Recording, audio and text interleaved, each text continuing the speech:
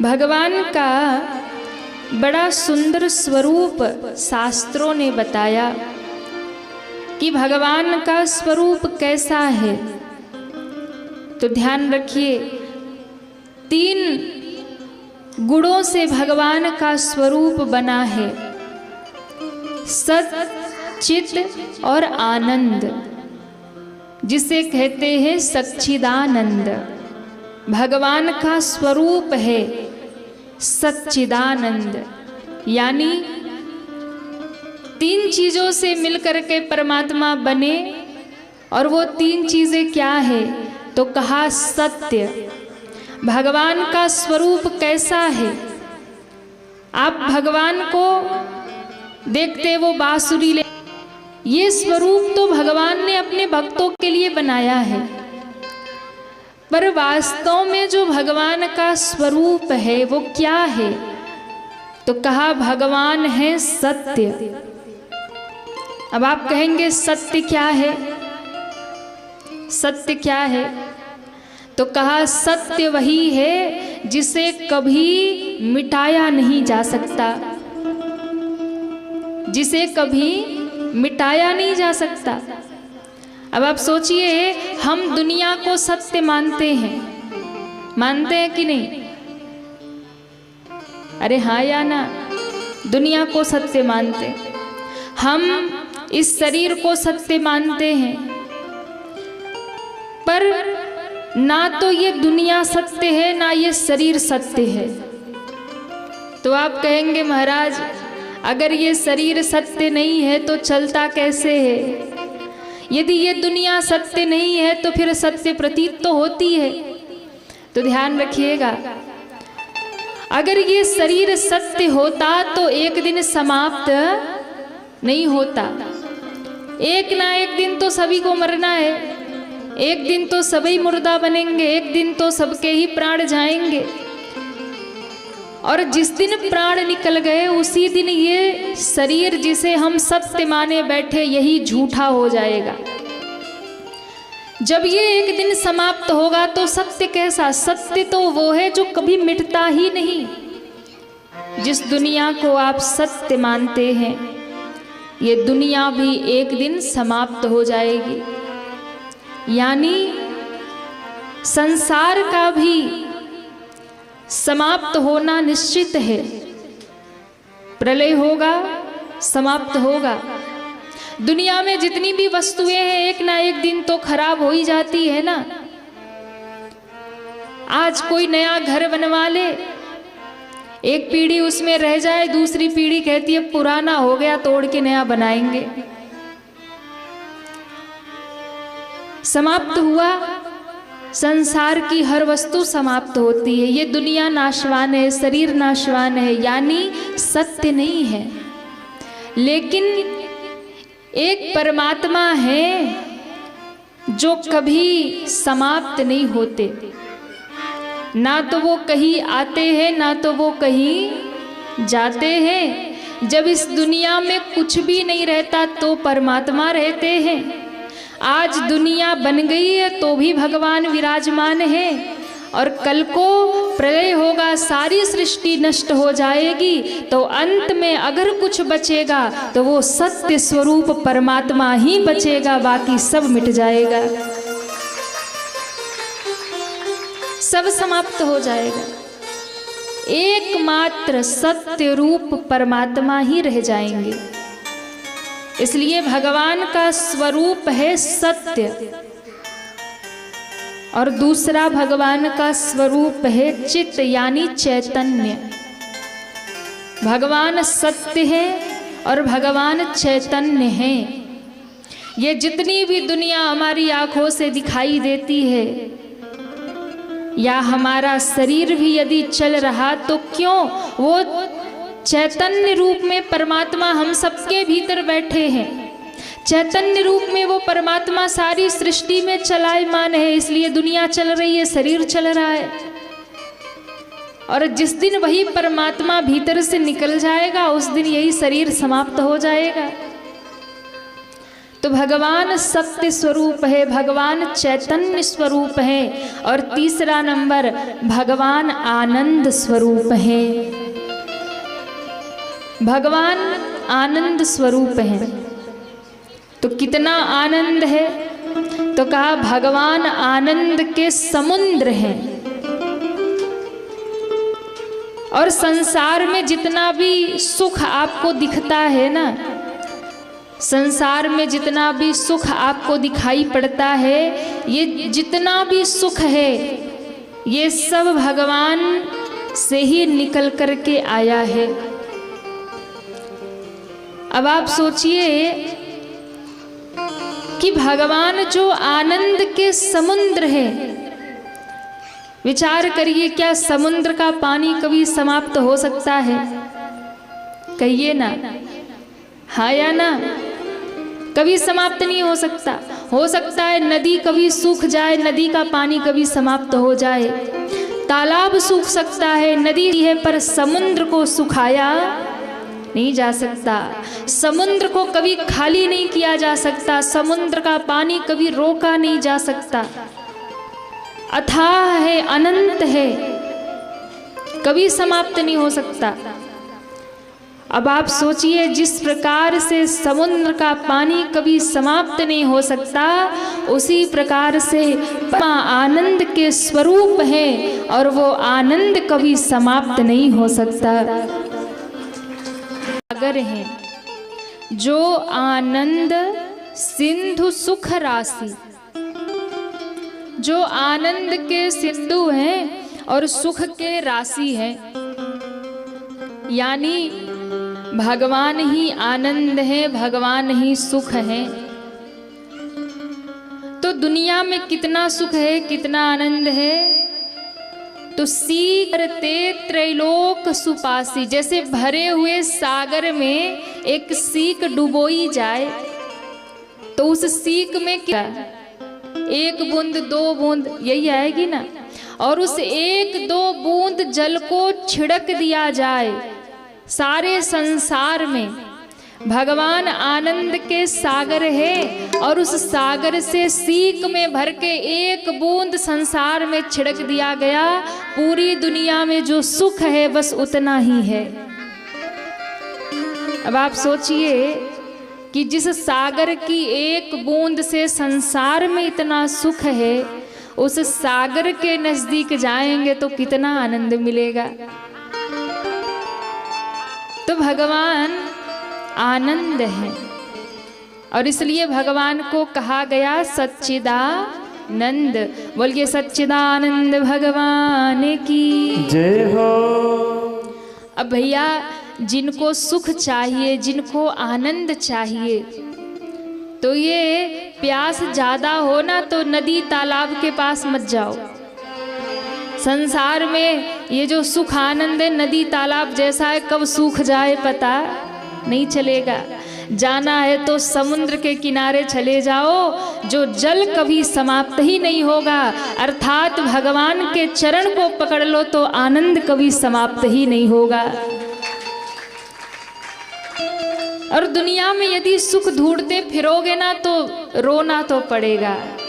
दुनिया का सुख रुलाती है, दुनिया का आनंद आज सुख लगता है, कल दुख बन जाता है।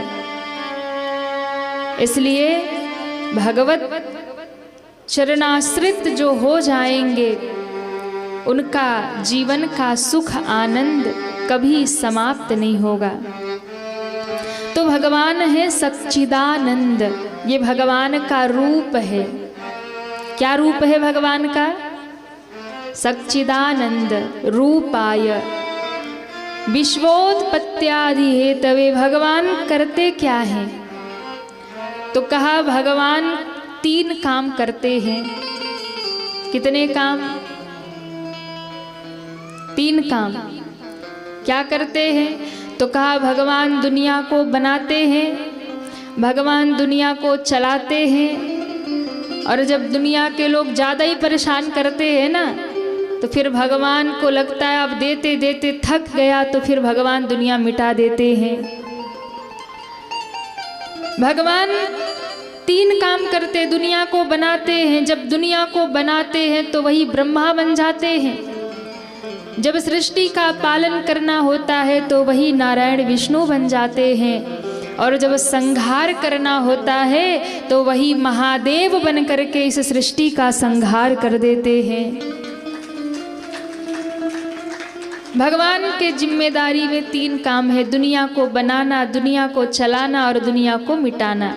जब भगवान को लगता है मैं एक से अनेक हो जाऊं तो वो सृष्टि रच देते हैं। जब उन्हें लगता है कि सारी सृष्टि को अपने भीतर समाहित करके मैं एक हो जाऊं तो वही सृष्टि को मिटा करके भगवान एक रूप में विराजमान हो जाते हैं।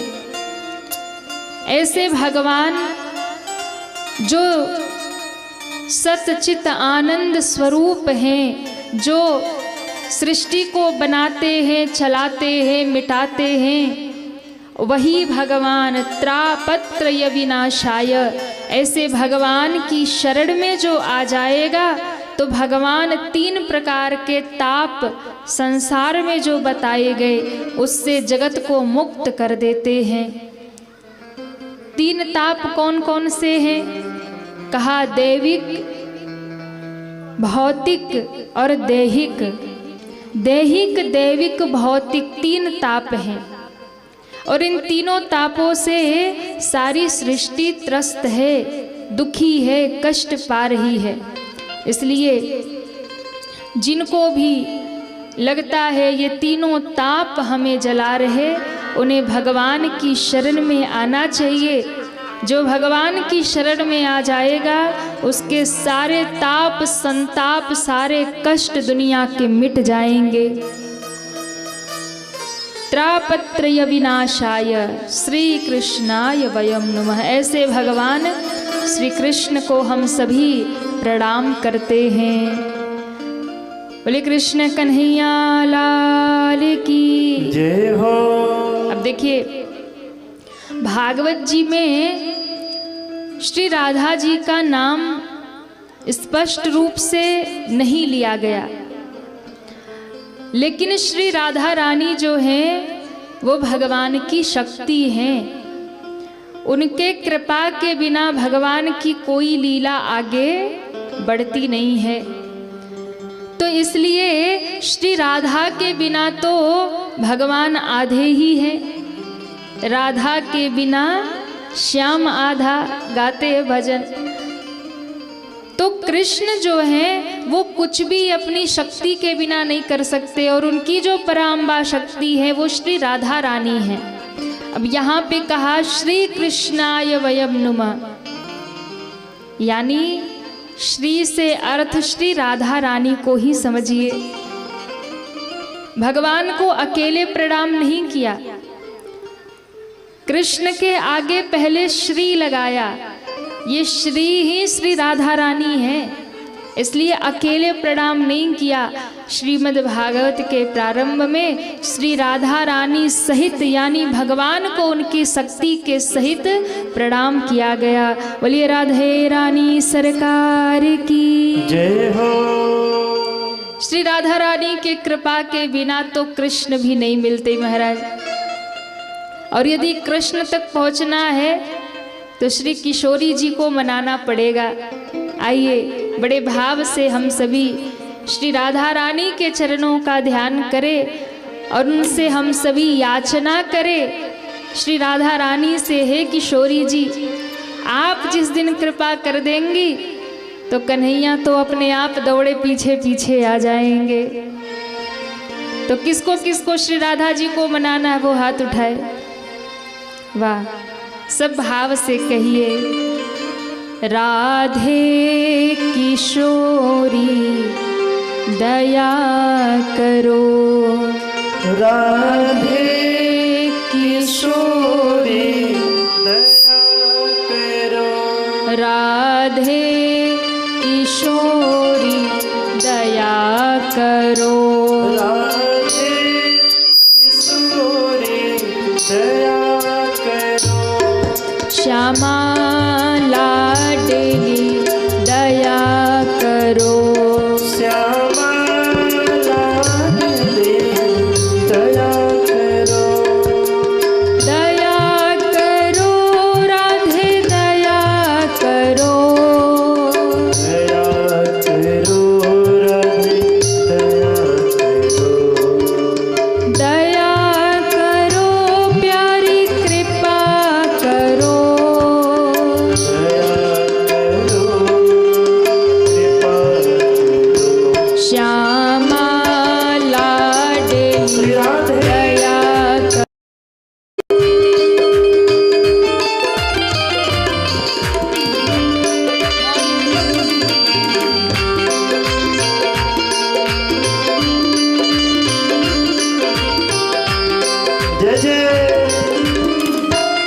से दी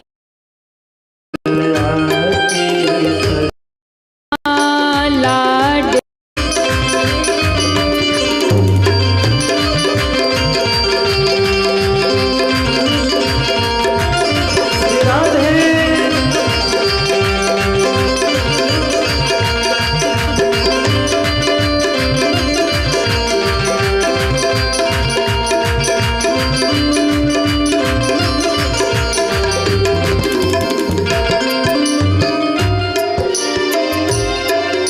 सदा धरी दीनन पे श्यामा सदा धरी दीनन पे श्यामा सदा धरी दीनन पे श्यामा सदा धरी दीनन पे श्यामा यह विश्वास जो मन ही खरो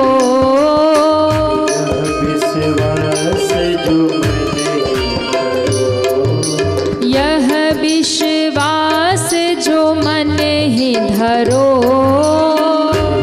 विश्वास जो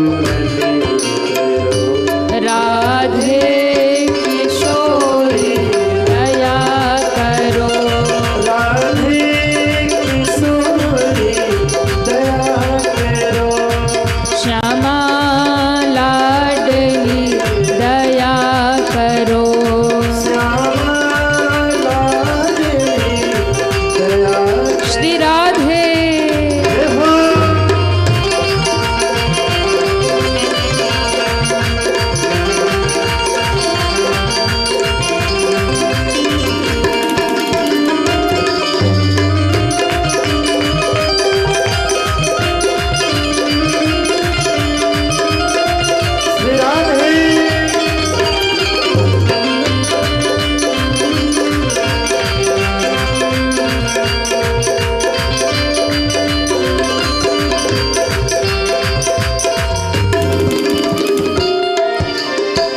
कहूँ तो करुणा करेंगी श्यामा कब हो तो करुणा करेंगी श्यामा कहूँ तो कृपा करेंगी श्यामा कब हो तो कृपा करेंगी श्यामा यही आस ते द्वार पड़ो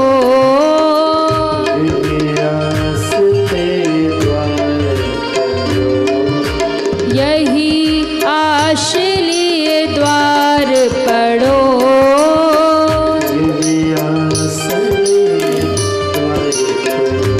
राधे किशोरी दया करो श्यामा लाडली दया करो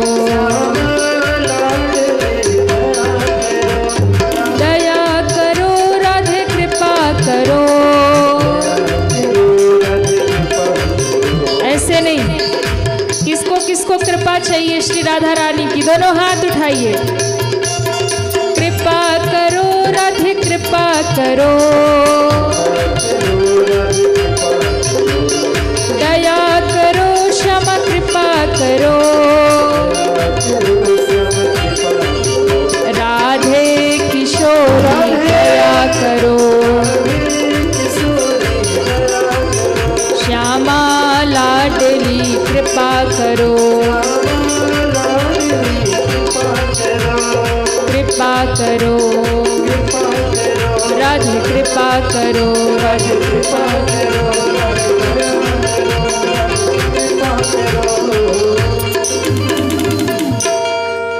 राधे किशोरी राधे किसको किसको कृपा चाहिए दोनों हाथ उठाइए और इतने जोर से गाइए श्री राधा रानी तक आवाज पहुंचे।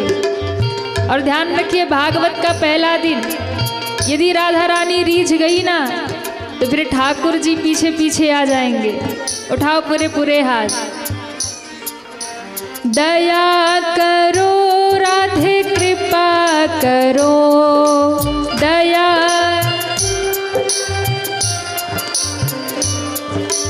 दया करो राधे कृपा करो दया। पीछे जो लोग बैठे आप लोग की आवाज नहीं आ रही, आप लोग भी गा लीजिए, राधा रानी को मना लीजिए। कृपा करो राधे कृपा करो,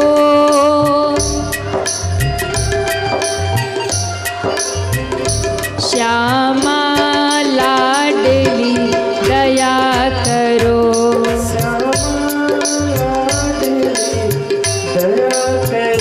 राधे किशोरी दया करो, राधे किशोरी दया करो। और मन में भरोसा रखिए, विश्वास रखिए, आज नहीं सुने तो कल जरूर सुनेंगी। हाँ, कब हूँ तो कृपा करोगी श्यामा, कब हूँ, आज नहीं तो कल, कल नहीं तो परसों, रोज पुकारेंगे कभी तो सुनेंगी। कब हूँ तो कृपा करोगी श्यामा, कब हूँ, यही आस लिए द्वार पड़ो,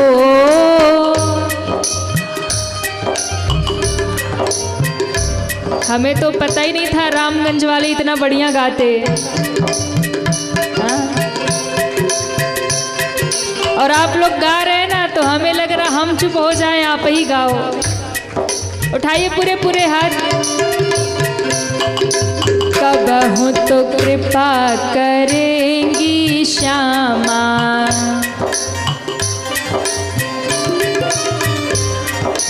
यही आस लिए द्वार पड़ो। थोड़ा कम बजाइए, आप लोगों की आवाज पहुंचनी चाहिए राधा रानी तक। उठाओ पूरे पूरे हाथ। यही आस लिए द्वार पड़ो,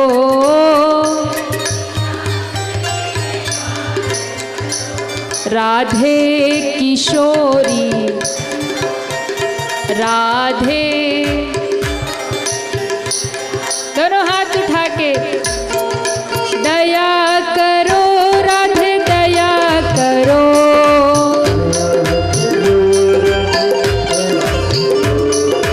दया करो श्यामा दया करो,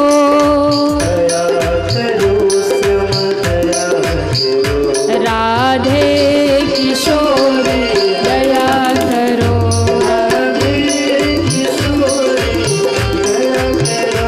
श्यामा लाडली कृपा करो, राधे किशोरी दया